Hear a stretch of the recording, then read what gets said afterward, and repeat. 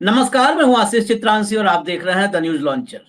Hot topic with Hemant Atri. Hemant Atri ji को जोड़िए control room फटाफट। स्वागत है हेमंत जी आपका। ट्रंप ने मोदी जी को माई फ्रेंड डोनाल्ड को क्या बोला था मोदी जी ने? उन्होंने पहला तोहफा, पहला गिफ्ट मोदी को दे दिया है। मोदी अभी अमेरिका जाने के लिए सूटकेस की पैकिंग कर रहे थे, कपड़े उपड़े रख रहे थे। सब कपड़े बहुत सारे होते हैं ना, दिन में 2-3 बार बदलना पड़ता है, तो पैकिंग चल रही थी अभी। उधर 205 भारतीयों को पैक कर दिया ट्रंप ने। एयरफोर्स के विमान में C-17 में लोड कर दिया 205 भारतीयों को। और अब तो कई घंटे गुजर चुके हैं। 10-12 घंटे के भीतर जब मोदी जी नहाने की तैयारी कर रहे होंगे, गंगा नहाने की, तब वो अमृतसर में अनलोड कर देगा, वहीं उतार देगा। ऐसे बेआबरू करके, बेआबरू क्यों कह रहा हूं, इसके पहले अमेरिका ने जो लोड और ओवरलोड किया है अवैध प्रवासियों को, उसके जो विजुअल्स आए, वो विजुअल्स कतई वो अमेरिका उसके बाद मानवाधिकार की बात करने लायक नहीं रह गया है। और अगर उसी हालात में भारतीयों को भी वो डिपोर्ट करता है, वहां से भेजता है, क्योंकि वो जो विजुअल्स हमने पहले देखे हैं, वो विजुअल्स तो अभी नहीं दिखाने के कोई वजह है। उसमें हथकड़ी लगी थी और रिपोर्ट था, केवल विजुअल्स नहीं, रिपोर्ट छपी थी कि जिसमें बेहोश तक हो गए। एसी नहीं चला एयरफोर्स के विमान में, विदाउट एसी। वहां पर कई जो अवैध प्रवासी थे वो बेहोश हुए हेमंत भाई, बिना पानी के, खाने के, लादा वहां से और ला के गिरा दिया, पटक दिया। क्या इस बारे में भारतीयों ने अपनी, मोदी जी ने कोई बातचीत की होती तो जरूर गोदी मीडियम चला होता कि वहां से बिस्लेरी और खाने की पैकिंग होगी, हल्दीराम थाली वगैरह की। खैर, ये सिर्फ व्यंग और तंज का विषय नहीं है, गंभीर विषय है। वहां से डिपोर्ट कर दिया गया। बड़ा सवाल हेमंत भाई, पहले पूरे घटनाक्रम के साथ साथ यहां से विदेश मंत्रालय या भारत सरकार की तरफ से अब तक कोई आधिकारिक बयान आया है कि जी 205 आ रहे हैं, हम उनको यहाँ रिसीव करने जा रहे हैं, उनको हम ऐसे पुनर्वास करेंगे, कुछ है क्या? पूरी पहले तो वहां से डिपोर्ट करने से लेकर के यहाँ तक की कहानी जरा बताएं। नहीं आशीष भाई, देखिए ये एक जो प्रक्रिया थी, ये आपको ध्यान होगा ट्रंप 11-12 दिन पहले जब से उन्होंने शपथ ली है, उसके बाद से लगातार तमाम लोगों को पकड़ा जा रहा था वहां पर, जो जिनका सारी अपील दलील सब खारिज हो चुकी है और जिनको अवैध प्रवासी एक तरीके से मान लिया गया था। उन सब का प्रोसेस था लंबे समय से, लगातार जब से ट्रंप ने शपथ ली है, उनकी जो इमिग्रेशन और दूसरी एजेंसियां उन सबको धरपकड़ कर रही थी।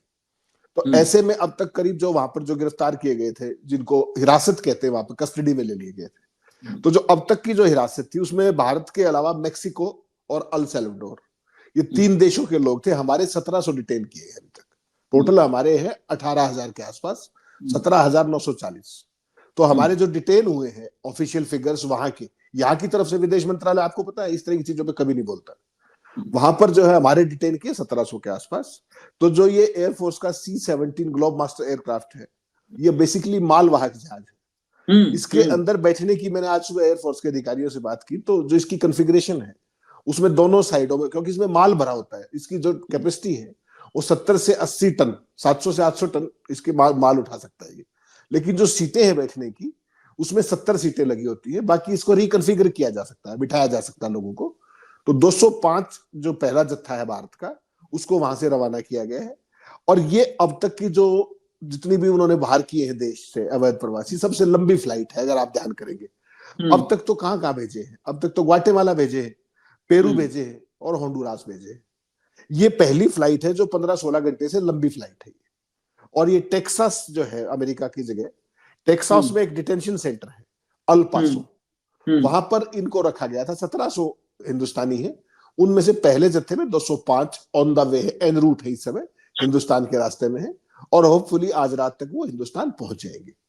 इस बारे में जो हिंदुस्तान का विदेश मंत्रालय है, उसके साथ बाकायदा कोऑर्डिनेशन किया है अमेरिकन एजेंसीज ने, और उसको सारी डिटेल्स, उनकी नागरिकता के जो भी पिछले कागज हैं, क्योंकि अमेरिका की तो थी नहीं उनके पास, तो उनके जो भारतीय होने के प्रमाण होते हैं वो तो शेयर करने पड़ते हैं आपस में, तो वो शेयर किए गए।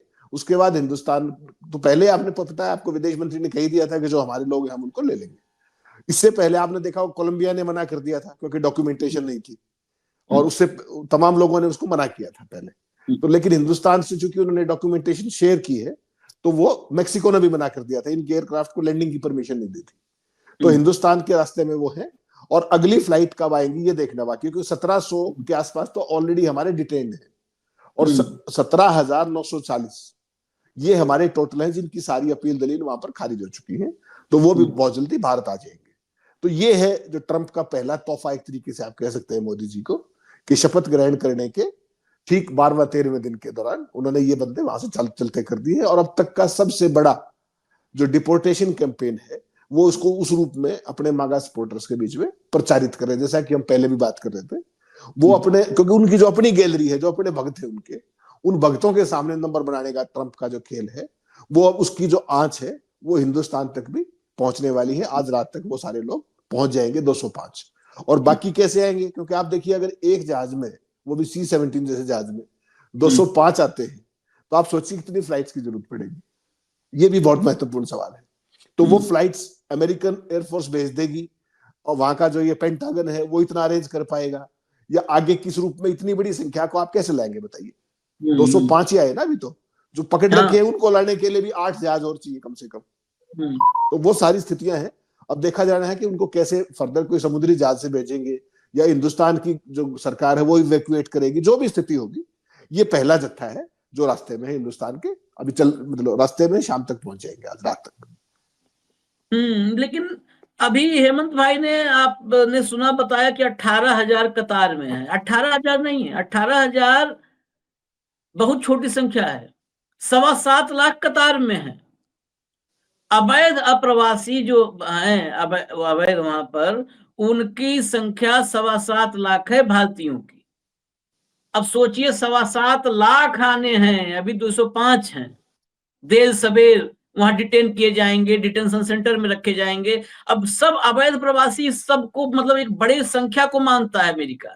जिसका वीजा ओवर स्टे है उसको अवैध प्रवासी में गिन लेता है। जिसका ग्रीन कार्ड बनता है, ग्रीन कार्ड का रिन्यूअल होता है, वो भी अवैध में चले जाते हैं। जो अवैध घुसे हैं, घुसपैठिए हैं, वो तो अवैध है ही हैं। ये सिर्फ आप लोग को लगता होगा कि अवैध यानी सिर्फ घुसपैठिए, सिर्फ घुसपैठिए नहीं है कि कनाडा के रास्ते, तमाम भारतीय कनाडा के रास्ते जो घुसते हैं, सिर्फ उनकी गिनती नहीं है। Visa over stay, green card renewal नहीं हुआ, वो बहुत सारे तलाक उलाक के मैटर की शादी करके वो भी चला जाता है। जब वो कोर्ट में गया, उनको घोषित कर दिया गया कि नहीं, अभी ये वैलिड नहीं है। ऐसे बहुत सारे हैं। 7.25 लाख की गिनती है। इसमें आशीष भाई थोड़ा स्पष्ट कर दूं, मैं थोड़ा सा स्पष्ट कर दूं। ये बेसिकली क्या है कि मान लीजिए मैं वहां गया, मैंने ओवरस्टे किया, उसके बाद मैं असाइलम अप्लाई करता हूं। दुनिया भर के नाटक होते हैं वो बचने के लिए कि किस तरीके से मैं वहां रह सकूं। तो ये वो लोग हैं 17,940, जिसका हमने एग्जैक्ट फिगर दिया, जिनकी सारी अपील दलील खारिज हो चुकी है। इनको वापस लाना ही होगा। ये 100% अवैध, नंबर 1 घोषित। इनके पास अब अपील नहीं, इनको आना ही होगा। जिनकी बात आप 7.25 लाख कर रहे हैं, वो लोग हैं जो डोंकी रूट से ओवरस्टे और तमाम कारणों जैसे आपने बताया, वो लोग हैं। और उनके पास अभी अमेरिकन अदालतों में या दूसरे विकल्प जो है वो उनको ट्राई कर सकते हैं। उनके पास वो कानूनी विकल्प है अभी फॉर द टाइम। लेकिन 17,940 ऐसे हैं जिनके पास कोई अपील दलील नहीं है। उनको वापस आना ही होगा, ट्रंप की अगर ये मौजूदा नीति जारी रहती है। तो इन दोनों में फर्क है। कानूनी दलील है, लेकिन जब ट्रंप जैसे लोग शासन में आते हैं तो मेरा निजी तौर पर मानना है, बिल्कुल हालात वैसे होते हैं। आप राजीव कुमार के पास जाते हो ना कि रात में भर में कैसे इतना वोट परसेंटेज बढ़ गया, अपील करते हो ना, दलील देते हो ना। किसकी दलील, किसकी अपील? बन गया कानून। जब आपके पास कागज पत्र नहीं है तो निकलिए। यही कुल मिला फॉर्मूला है। ओवरऑल इतने ये बेसिकली बेआबरू, बेइज्जत करके इस तरीके से ला रहे हैं। इस बारे में कोई जानकारी है कि जैसे बाकी जगहों भेजा गया था उसी तरह भेज रहे हैं कि थोड़ा सम्मानजनक तरीके से भेज रहे हैं? नहीं, वो डॉक्यूमेंटेशन जो लिस्ट है वो सारी शेयर की गई है मिनिस्ट्री ऑफ एक्सटर्नल अफेयर्स के साथ। हालांकि भारत सरकार की तरफ से ऐसा कोई बयान नहीं आया है। अमेरिका का जो विदेश मंत्रालय है उन्होंने कहा है कि we have shared the documentation of these detainees and they are on the way back to their native country, that is India. ये उन्होंने कहा है वहां पर। तो अमेरिकन विदेश मंत्रालय ने कहा है हमारे वाले अभी इस मामले में चुप है, और जहां तक कोशिश होगी वो इसको अंडर प्ले भी करेंगे। वरना तो आपको पता है मोदी का कितना शौक है नारेबाजी का और आपने सही कहा, एक तरफ कल दिल्ली में पोलिंग होने वाली है, उससे पहले अभी तो आपको मोदी जी की वो बात याद नहीं है जो उन्होंने कहा था कि अमेरिका के लोग हिंदुस्तान में वीजा के लिए लाइन में लगा करेंगे। तो वो तो लाइन में लगे या नहीं लगे, दिल्ली चुनाव से एन पहले, कुंभ स्नान से एन पहले, ये 205 जो बेगैरत होके, बेआबरू होके तेरे कूचे से निकले हम, उसका क्या जवाब देंगे मोदी जी? इसका एक मतलब बड़ा साफ हो गया है कि जिसको आप विश्व गुरु के तौर पे आप प्रचारित करते हैं ना आत्ममुक्ता के साथ, हम विश्व गुरु, खुद ही विश्व गुरु बने फिर रहे, और तो कोई मान नहीं रहा है, खुद ही बन रहे हैं विश्व गुरु। तो वैसी सूरत में आप देखिए हम किन देशों की श्रेणी में खड़े हो गए आके। अमेरिका में जो अवैध प्रवासी है उसमें हम तीसरे नंबर पर हैं। कितनी शर्म की बात है ये। हम आपको अपने आप को विश्व गुरु कहते हैं। नंबर 1 पे मैक्सिको, नंबर 2 पे अल सैल्वाडोर, और नंबर 3 पे हम हिंदुस्तान, 7.25 लाख। तो ये हमारी स्थिति है। अब ये देखना है कि सरकार, हर चीज को इवेंट का बड़ा शौक है इनको, याद है ना आपको, यूक्रेन में युद्ध रुकवा दिया था पापा ने और तमाम तरह की चीजें। तो अब इन्होंने क्यों नहीं रुकवा दिया इनका जो था डिपोर्टेशन, अब क्यों नहीं रुकवा पाए? अब भी रुकवा सकते थे, एक फोन ही तो करना था ट्रंप को, माई फ्रेंड को। तो इसका मतलब बड़ा साफ है कि ट्रंप इस मामले में कोई इसमें वो नहीं करने वाले, कंसेशन नहीं बरतने वाले, और जिस तरीके से वो चीजें कर रहे हैं वो आने वाले दिनों में मोदी के गले की फांस बन सकती है। और ये जहाज अमृतसर में भी क्यों उतरेगा ये भी देखना पड़ेगा आपको। जो टोटल वहां पर डिटेनीज हैं और जो ये आने हैं 17,940, इनमें से करीब 50% गुजराती हैं, ये मत भूलिएगा। और ये जितने भी लोग हैं बड़े दुर्भाग्यपूर्ण हालात में बेचारे वापस आ रहे हैं। इनके लिए वास्तव में रहम की जरूरत है देश को।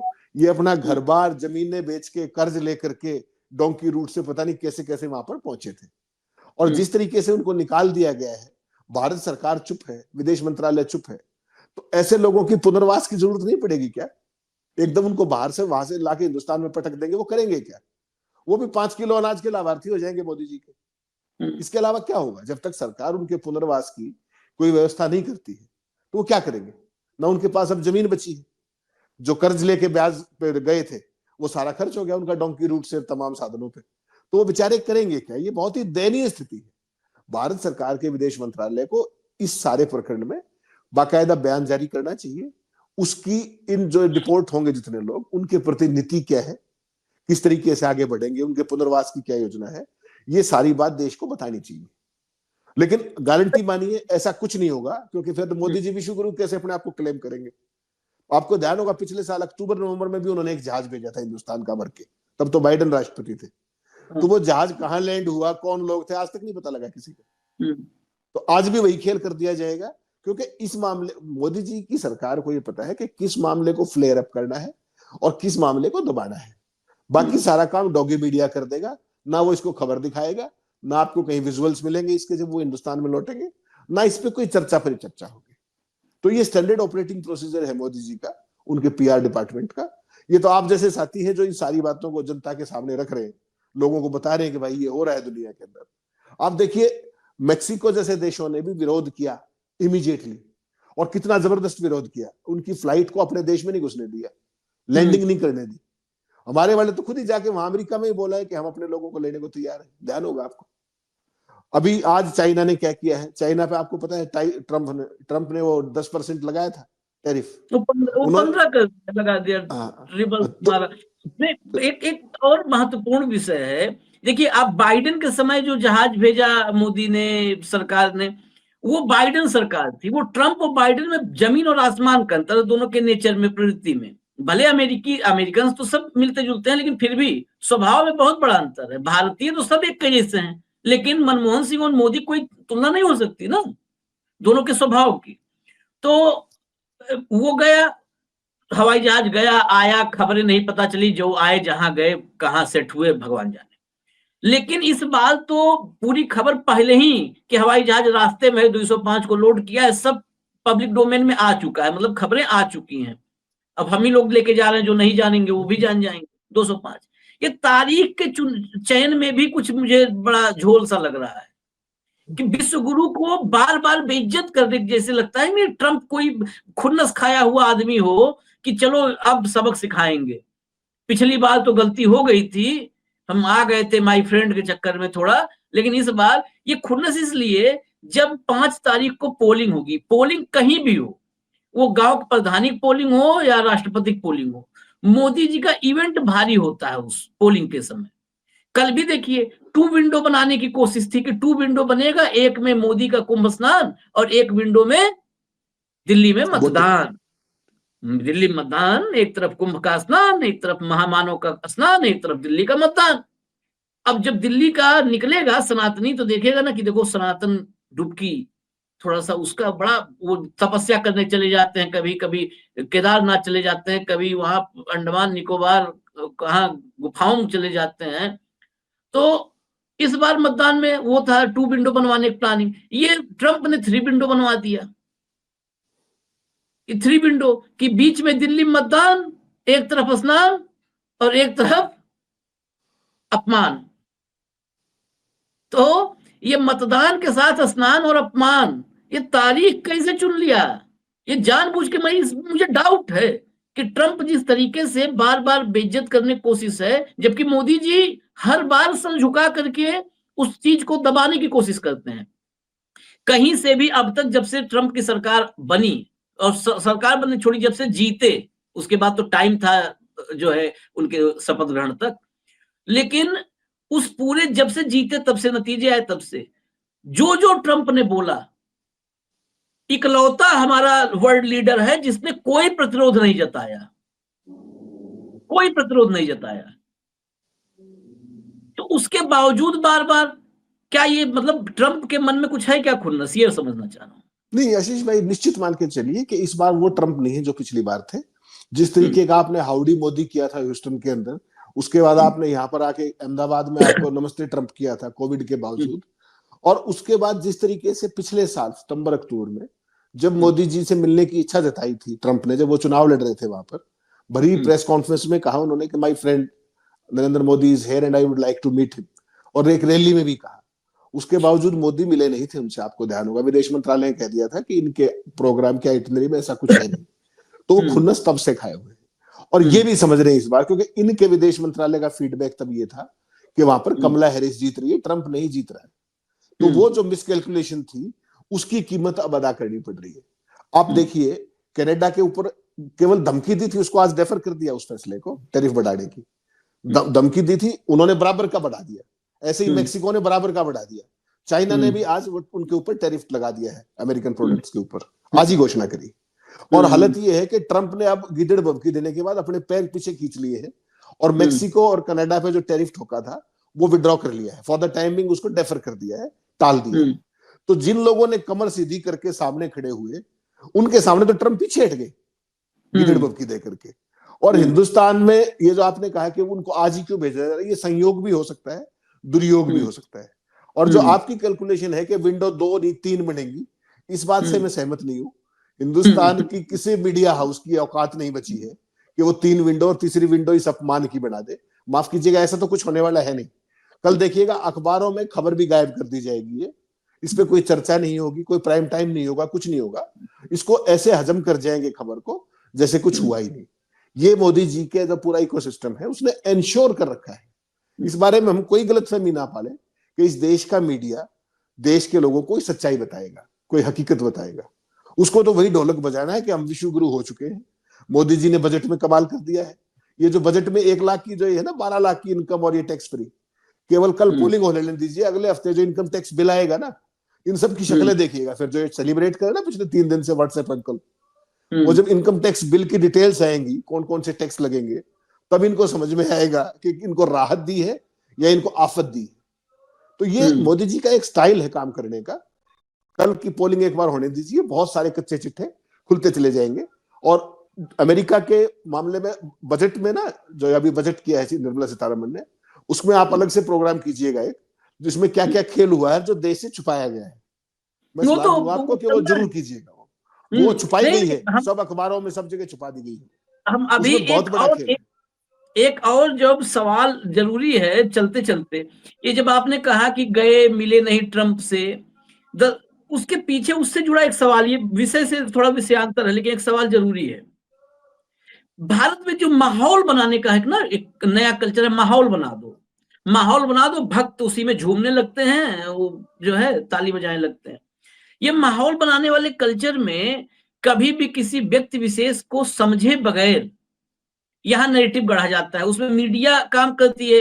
कुछ आजकल साधु महात्मा वो हवन वन भी करने लगते हैं, लकड़ी, आम की लकड़ी लाओ, घी लाओ, देसी घी, गाय का घी लाओ, हवन शुरू करो।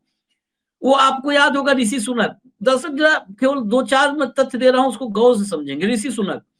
ऋषि सुनक जब आए ब्रिटेन में तो ऐसे लगा कि ऋषि कश्यप, हाँ मतलब ऐसे कोई भारतीय ऋषि जाकर के वहां का राजा बनने जा रहा है।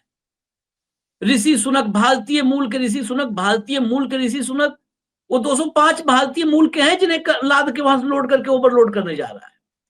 ऋषि सुनक भारतीय मूल के ऋषि सुनक का पूरा कार्यकाल भारत के लिए आप समझ लो कि बहुत ही बुरा रहा है। पॉलिसीज पे आएंगे तो लंबा एक अलग शो हो जाएगा। बहुत बुरा रहा ऋषि सुनक के लिए हवन शंख वंख लोग बजा रहे थे, घंटा घड़ियाल, और बिल्कुल एक पूरा, और ये पूरा एक ही इकोसिस्टम, वो जिसको मैं कहूं मोदी का इकोसिस्टम, भाजपा का इकोसिस्टम, वो उसने तैयार किया था। कि उससे ये लगता है ऋषि सुनक के बनने से कि मोदी जी के ही कहने पे बनाया गया होगा। एक भाव जाता है, हम लोगों से बातचीत करते हैं ना कि मोदी देखो सब जगह अपना ही आदमी सेट कर दे रहा है, इतना है दुनिया में डंका बज रहा। उसके बाद वो कमला हैरिस जब हार गई तो कमला हारिस लोगों ने मीम्स बनाए कि कमला हैरिस भारतीय मूल की कमला हैरिस, लेकिन अभी मैं बताऊं कमला हैरिस डोनाल्ड ट्रंप से हल्की नहीं साबित होती। वो बाइडेन से ज्यादा सख्त मिजाज वहां पे राजनेताओं में से कमला हैरिस थी। लेकिन ऐसे यहां पर हवन कीर्तन हुआ कि कमला हैरिस अगर आएगी तो एक आध राज्य, जैसे ट्रंप कनाडा मैक्सिको को मिलाने की कोशिश कर रहे हैं यूएस में, वैसे टेक्सास या कैलिफोर्निया या कुछ स्टेट भारत को गिफ्ट कर देती कमला हैरिस। इस टाइप का माहौल बना था। उसके बाद मैं तुलसी तेरे आंगन की, तुलसी गबार्ड को वहां डायरेक्टर बनाया गया है सीआईए और एफबीआई का, जो वहां का नेशनल इंटेलिजेंस है उसी के तहत दोनों काम करते हैं, सीआईए एफबीआई, उसका डायरेक्टर बनाया गया। तुलसी बहग मीडिया गिद्धों जैसे टूट पड़े थे सब एकदम, तुलसी के हाथ में सीआईए एफबीआई। ऐसे लग रहा था कि अब ईडी और सीबीआई के साथ साथ एफबीआई और सीआईए भी मोदी ही चलाएंगे। ये माहौल क्रिएट किया गया। वो जब सीनेट के सामने तुलसी गबार्ड की पेशी हुई, वहां पर नियुक्ति के पहले, कार्यभार संभालने के पहले सीनेट के सामने बड़े सख्त सवाल जवाब होते हैं जिनको ऐसी जिम्मेदारियां दी जाती है। वहां जाके बोला जो तुलसी गबार्ड ने ना, वही खाली बताना है। कहा किसी विदेशी देश द्वारा अमेरिकी नागरिकों की हत्या का निर्देश देना एक गंभीर चिंता का विषय है और इसकी जांच की जानी चाहिए। भारत सरकार के एक अधिकारी ने 2023 के स्प्रिंग में न्यूयॉर्क शहर में एक सिख कार्यकर्ता जो एक अमेरिकी नागरिक है की हत्या करने का निर्देश दिया। इस पर आपका क्या कहना है? तो इस पर उन्होंने सीधा जवाब दिया कि इसकी जांच सख्ती से होनी चाहिए। कनाडा में जो निर्जर की हत्या हुई उसको लेकर के भी बड़ी कठोर टिप्पणी की। और भारतीय मीडिया या ऐसी चीजें अमेरिका में भी थोड़ी बहुत क्लिप्स वगैरह पहुंच जाती होंगी, बहुत भारतीय हैं, जब 7.25 लाख तो अवैध ही हैं। तो वहां पर सीनेट के सामने ये भी बोल दिया कि ये जो ऐसी बातें हैं कि मोदी की कठपुतली, ये सब गलतफहमी निकाल दे। यही थी मैं तुलसी तेरे आंगन की। ये एक इकोसिस्टम है, ये इकोसिस्टम इस देश के लिए, क्या आपको लगता नहीं कि असली खतरा तो ये इकोसिस्टम है? बिल्कुल 100%। मैं तो आपको कितनी बार ये कहता हूं कि देखिए देश के मीडिया का क्या काम था। मीडिया का काम था देश की जनता को सूचना देना, शिक्षित करना और थोड़ा बहुत मनोरंजन करना। आज की तारीख में सूचना विहीन कर दिया गया है, सच्चाई बतानी नहीं है, शिक्षा की जगह कुछ शिक्षा भेजनी है, सारी की सारी सुबह से शाम तक झूठ पे परोसनी है, और मनोरंजन के सारा ये मनोरंजन में ही बदल दिया गया है। लेकिन मनोरंजन भी ऐसा है जो आपके ज्ञान को अज्ञान में तब्दील करता है। ये सबसे खतरनाक बात है कि जितनी भी बड़ी घटनाएं जिनका देश को पता होना चाहिए। देखिए आशीष भाई, क्या है जो विदेश नीति होती है ना, विदेश नीति एक गंभीर मसला होती है। किसी देश का कौन राष्ट्राध्यक्ष है, कहां पर क्या नीतियां हैं, क्या कार्यक्रम है, उन सबको जमा घटा गुना भाग लाभ हानि के हिसाब से सारे देश अपने हिसाब से तोलते हैं। जब से मोदी जी आए हैं आपने किसी नीति का नाम सुना है आज तक? केवल एक ही नीति बची है, फोटो ऑप, ऑप्टिक्स, जफ्फी और भाषण वहां पर जाकर रैलियां करना।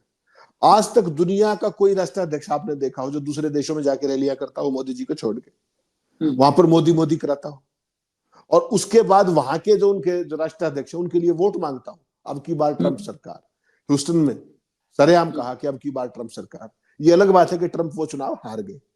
तो कुल मिलाकर के विदेश नीति का मजाक बना के जिस तरीके से रखा गया है, ये पूरे हिंदुस्तान की बात नहीं कर रहा, हिंदुस्तान के इतिहास में तो कभी हुआ ही नहीं, दुनिया के इतिहास में भी कभी नहीं हुआ कि कोई राष्ट्राध्यक्ष दूसरे देशों में जाके इस तरीके की पब्लिक रैलियां करे, वहां पर अपनी छाती ठोके। ऐसा कभी नहीं होता। वो अपने देश के लोगों से इंटरेक्शन करते हैं, कॉन्फ्रेंसेस भी करते हैं, तमाम प्रवासी भारतीय सम्मेलन यहां भी होते हैं वहां भी होते हैं, लेकिन उनका इस तरीके से प्रचार करके कि जैसे ट्रंप को मोदी ही चलाएंगे आने वाले समय में, या जैसे तुलसी का आपने जिक्र किया, या ऋषि सुनक का आपने जिक्र किया, या कमला का जिक्र किया, या जो अब वहां के वाइस प्रेसिडेंट है उनकी धर्मपत्नी हिंदुस्तानी मूल की है। तो यहाँ तो ये तो कुछ भी कर सकते हैं।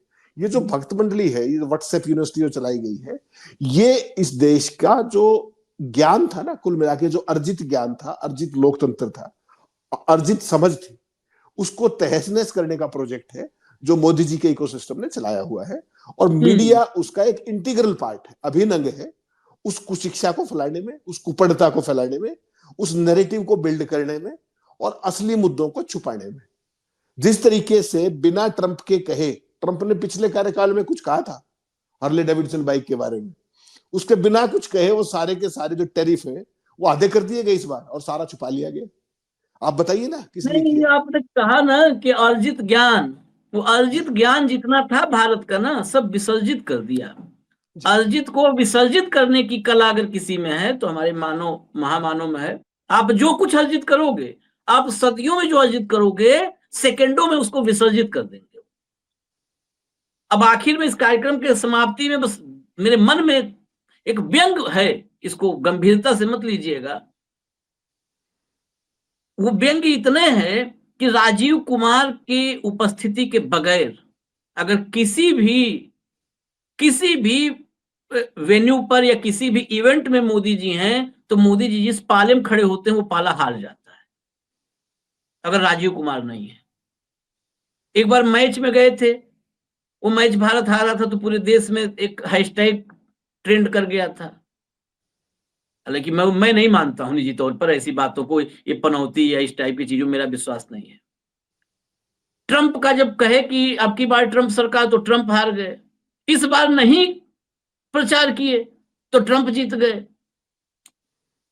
यानी राजीव कुमार के बगैर मोदी जी चुनाव या कहीं पर किसी भी इवेंट या वेन्यू का हिस्सा होते हैं जब, तो वहां पे मोदी वाला खेमा हार जाता है। इसलिए एक राजीव कुमार जरूरी है। इसे बतौर व्यंग लीजिएगा, सीरियस मत होइएगा आप लोग।